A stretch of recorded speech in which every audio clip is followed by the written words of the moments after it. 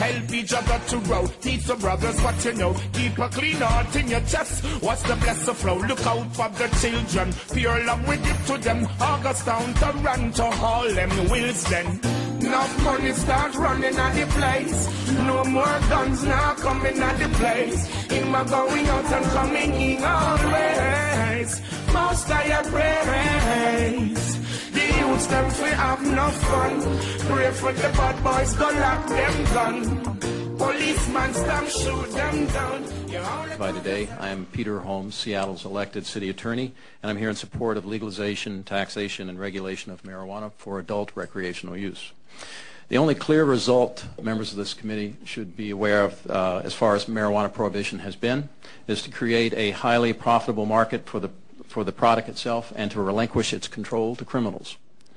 I'm here to speak unequivocally in support of ending this prohibition in favor of a rational and regulated manner, and welcome this discussion and the discussion in this work session about how we can move toward a post-prohibition system. But since this is the Ways and Means Committee, I wanted to first address the bottom line. Based upon the legislature's fiscal note, Seattle estimates that its share of revenue from the sale of cannabis, as contemplated under 1550, will be from at least $500,000 to $1 million annually at the start. And based on the fiscal note, the state share, of course, would be much higher.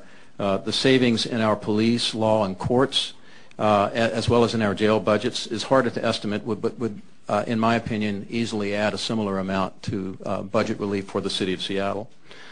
The end of our war on cannabis will also allow us to address other public safety concerns that are not presently adequately funded. Make no mistake, however, even in the absence, without these promised revenues, it still makes sense to end marijuana prohibition. It is a practical failure, and it is a misuse of both taxpayer dollars and the government's authority over the people. We long ago agreed as a society that substances should not be outlawed by the government simply because they can be harmful if misused or consumed in excess.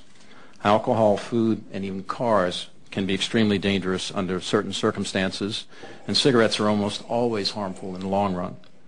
All of these things kill many people every year, but we don't try to ban them because we can't and we don't need to. Instead, we regulate their manufacture and use, we tax them, and we encourage those who choose to use them to do so in a responsible manner.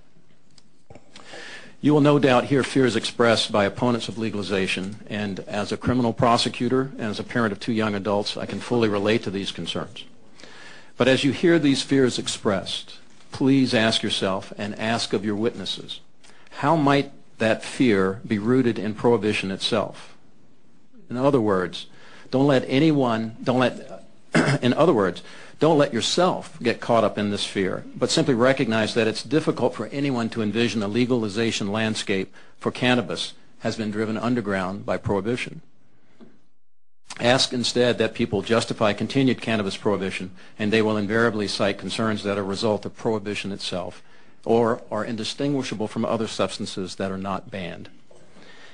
I'm going to close and leave some time for questions as well as for the other members of this panel. I do want to say that I applaud the efforts of Representative Dickerson for introducing this legislation and starting this conversation.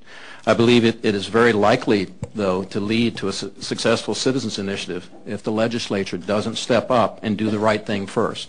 And as a prosecutor, that worries me terribly. Ending marijuana prohibition and focusing on rational regulation and taxation is a pro-public health, pro-limited government policy to move down this road. Thank you.